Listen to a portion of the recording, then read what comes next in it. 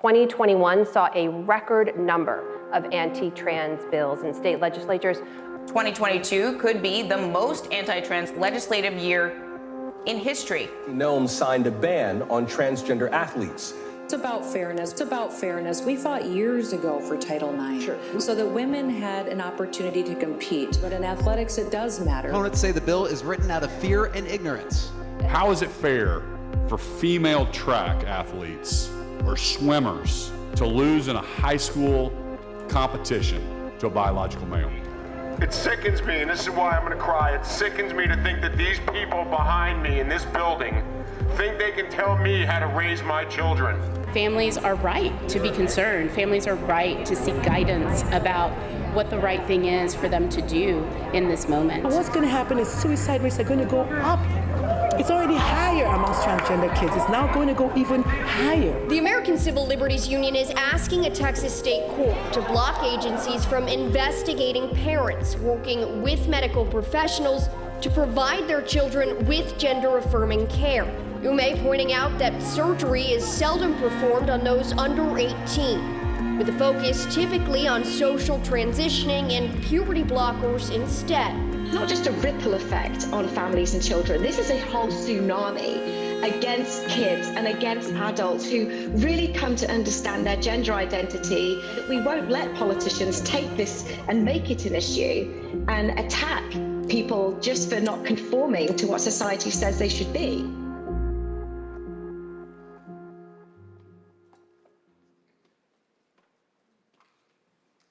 Please welcome Rebekah Bruesehoff and Adri Perez in conversation with Teak Milan.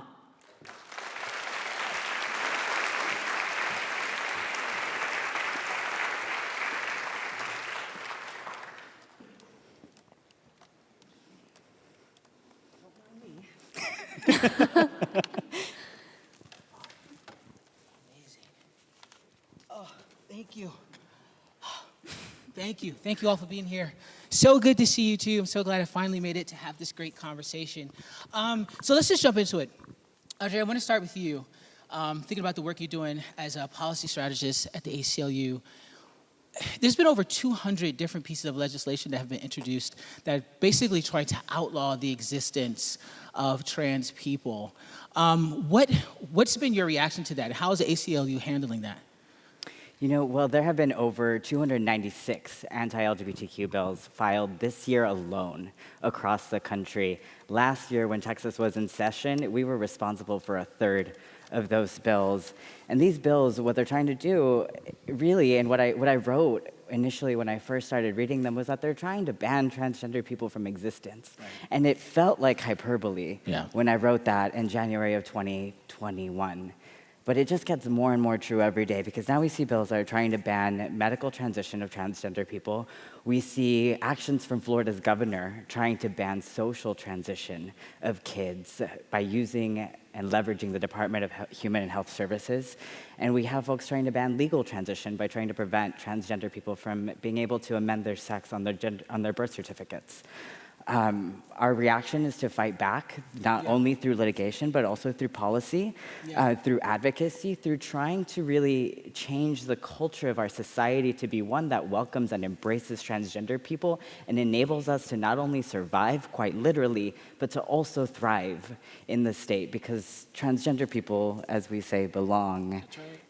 Yeah, for sure. So I have a 4-year-old daughter. She lives in Texas with her mom, and it's terrifying because I'm trans. And so you have Attorney General Ken Paxton and Governor Greg Abbott.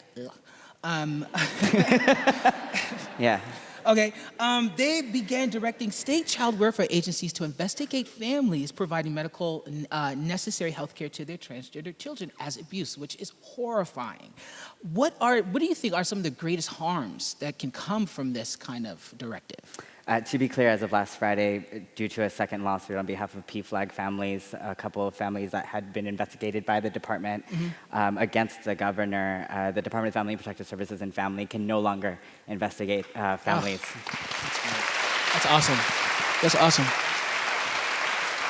Rebekah. So first, Rebekah, I just want to say how proud I am of you. I was an LGBT youth worker for many, many years, and one thing, the LGBT youth and the trans youth have been such a source of inspiration. So I just want to thank you for all of your work and just for being you and just existing in the world. So thank you for that. And you do a lot of work. So can you talk a little bit about your work with Gender Cool? Yeah, so I'm a part of a nonprofit organization called Gender Cool. We work to share stories of LGBTQ youth, but specifically, we want to replace misinformed opinions with real-life interactions with trans kids, and that's really it. What's really unique about Gender Cool, though, is that we focus on who we are and not what we are. I feel like when people hear the word transgender, they don't think of a face behind that label. They don't think of the people who identify as this. And when we are able to put this face to this issue, I guess, it changes hearts and minds in a way that it doesn't otherwise, and it's why Gender Cool is so important. Yeah, for sure. Representation is so important. It's so important for us to see ourselves reflected on TV, the big screen, in books, because when we're not represented, what happens is we become monsters to people. We just become the worst parts of people's imaginations, and they don't see us as human beings. So now we're all trans and we all have a different experience. So Rebekah, can you talk a little bit about what it was like for you growing up and coming out as trans? What was that moment? Was it a moment for you? And how has that been with family and friends? Yeah, I feel like ever since I was born, I knew I was a girl. It's just the world that didn't. I always, I loved to steal my mom's old dance recital costumes. I would whirl and twirl down the hallways. And I think around 8, I found the acronym LGBTQ.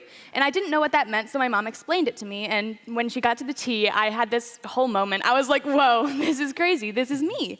And what was really important about that term, that language, it made me feel like I wasn't alone. I knew there were people out there just like me, and that I wasn't weird, I wasn't strange, I was just me, and I was gonna be who I am, and I was going to thrive while doing it. That's great, that's great. And I think I like how you said your mother introduced you to the T and you were like, whoa, that's me. So having that model of possibility, having language that actually can validate your existence is so important. My question to you was, who or what were models of possibility for you when you started to understand yourself as a trans person? Oh boy, I'm back from the days when we used Tumblr. Yes, same, me too. And so through Tumblr, I was able to find trans people sharing their stories of transition, about what it was like for them to discover their gender identity, what it was like for them to come out to their families. And what I noticed in these families and in these videos was that there wasn't a lot of representation for brown people like me, who came from first-generation families, who were families from Texas or conservative states, who were families that grew up on the border or had a language barrier with their own parents, even in some ways. And so I realized part of the reason I'm so public about who I am has always been because I knew that that representation was so important, and that sharing all of our stories in all of the different ways that we exist provides possibilities of connection to other people. There's always something, when you are vulnerable enough to know yourself, who you are and where you're coming from, you can meet other people's vulnerability in that same level. And so what I try to do really is exist as that, to heal myself really, because coming out to my family was not an easy or simple process at all. To heal myself so that I'm able to connect with other people's humanity and form that common bond so that we can exist in relationship beyond just my transgender identity, to be able to humanize trans people as being more than just political pawns in this particular moment.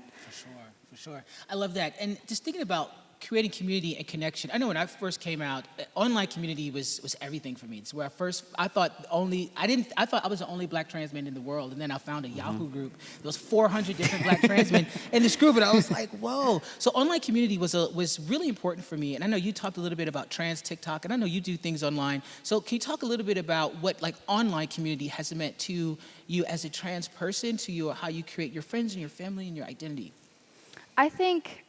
I know it's been crucial. I think it helps me meet people who are just like me, because in a world that's trying to prevent me from being who I am, I'm able to find these pockets of joy in my friends that I create, in these moments of community and the shared space that we share together. I'm able to find this joy, and I think it separates the scary outside world sometimes from just me being me. I'm allowed to be myself. I'm allowed to be a teenager with people who are just like me because of the internet, and it also gives me a platform to share my voice, unlike others, and it's just really important. Yeah, for sure. I've always been blessed to do statewide work in Texas. So I've always been, I'm from El Paso, Texas, and I've always had the privilege of doing organizing work across the state. And so I was able to form community with people in person from across the state who were LGBTQ, who were trans themselves, who looked to me as a source of inspiration and possibility to be able to transition themselves. That's a really lucky place to be, right? To have people tell you that you're the example that showed them what was possible for themselves. And it's just, to be trans is a form, I think, of liberation that pushes back directly against white supremacy and what colonization wanted to force onto this country in the form of gender norms and expectations and gender roles. Yeah. And having that indigenous background really gives me that understanding in some ways. And so to be in spaces that are just trans, full of trans folks, is such a pure form of liberation and possibility of what we can create in this world by pushing back against what is expected of us. Yeah, for sure, for sure. I've noticed over the last maybe decade, as trans people, we've become more visible. We're curating communities online, creating communities offline. We're here on this stage. There's so many of us so visible and so happy and so joyous and so proud. However, the more visible we are, the more violent the reaction is to our existence. Adri, what do you think that comes from? Why is the opposition so ready just to squash trans people? Where at one point, there was a widespread acceptance of non-discrimination laws for LGBTQ people, and now people are just like, I don't know. So what do you think is happening here? That acceptance still exists, but I do think that there's a confusion among people in the United States thinking that trans people already have equal protections, and we very much do not. But there is, I think, there's a concentrated and focused movement by conservative activists to attack our society by using trans people as a vehicle to do it, and by leveraging on that lack of information and understanding. But it is a well-funded movement by conservative think tank organizations in this country who want to force us back into the 1950s as a way of being. And right now in this moment, what polls really well, and they'll admit it, and they'll write it in the New York Times and the Washington Post, it polls really well. Greg Abbott's chief advisor said the reason they were using the child abuse issue was because it was a 70 to 80% winner with their base. Wow. Before this, for the bathroom bill, they admitted that they constructed this fabrication of protecting women and girls for safety because they were able to use that to repeal an equal rights ordinance in the city of Houston that would have protected people on 29 different identities, including pregnancy and veteran status. But they used the LGBTQ community, they used misinformation on transgender people, and they used this concocted attack and smoke and mirrors is what I like to call it, really, of protecting women and children to turn it down and to repeal it. So that's what's really happening. And I think we need to get real about the enemy that we're facing and what's happening right now. Much like the January 6th attack, much like the election and them claiming that Trump won, much like vaccines, much like masks, we are in a historic moment of misinformation, and the attack on transgender people is using those same mediums. Yeah, for sure.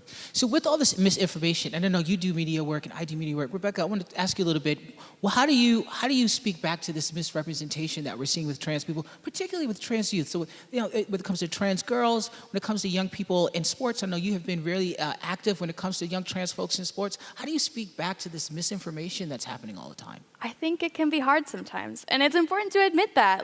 It's not going to be easy all the time, but I think the easiest thing I do is I share my story. I was privileged enough to be supported in any place that I went, and by sharing that, I think it corrects a lot of the misinformation that's out there, because a lot of what this is, it's based in fear. Yeah. And when they see a thriving trans young person just being herself in her community, they're able to, to change it and in their heads. And I think it's also just really important to to recognize all that. Yeah. You know, I often wonder what that fear is. Like, what is it that you're scared of? I'm not scary. We're not scary. Exactly. You know, what is it? Is it that we represent this self-determination? We were having this conversation yesterday where I think that us as trans folks, we are a blueprint to self-determination.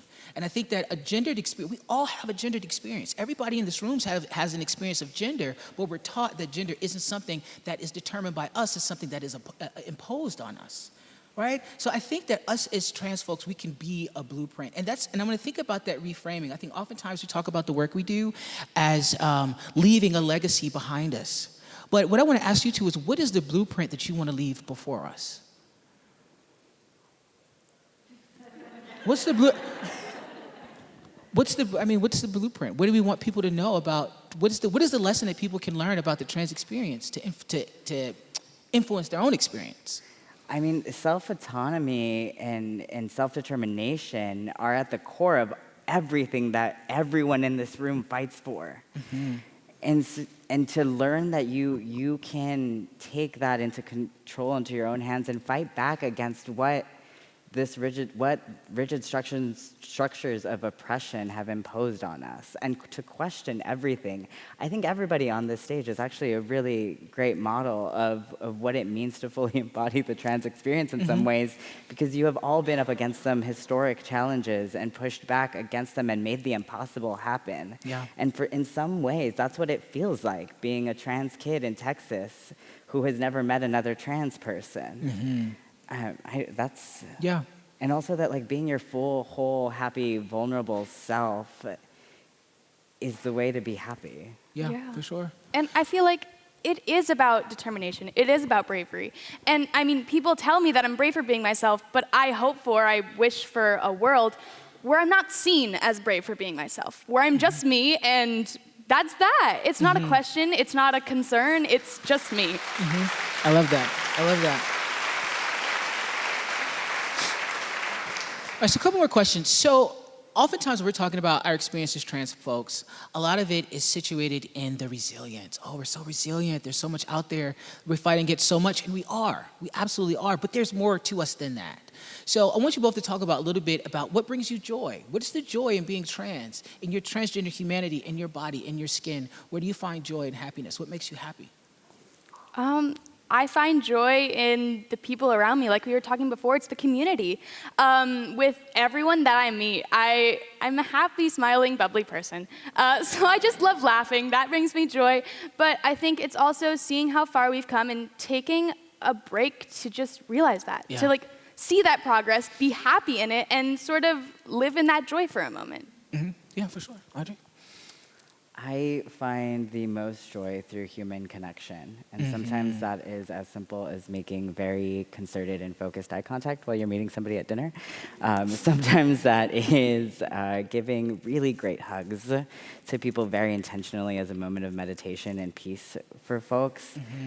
I find safety in building those relationships that are going to keep us safe when the state comes after us and when the courts fail us by overturning major decisions and taking away our rights. Yeah, for sure. Thank you for that. You know, I often say, even though we always talk about our struggle, the story of being trans is a struggle, but it is also a love story. There is also a lot of love between us and in our communities and in our hearts. And with that, I wanted to leave you all with a call to action. So trans journalist Anna Fried, who is moderating a discussion today, started a campaign called Letters for Trans Kids to counter the hate that trans kids are being exposed to. Okay, so it's really simple to be a part of this call to action. Just post on any social media platform that you use a message of love and support for trans youth. It can be as short as you want it to be. It could be a typed note. It could be a picture. It could be a handwritten note. Just use the hashtag #LettersForTransKids. And you can also email it to lettersfortranskids@gmail.com. That's about our time. Thank y'all so much for having this conversation today. Thank you. Thank you all for being here today. Thank you.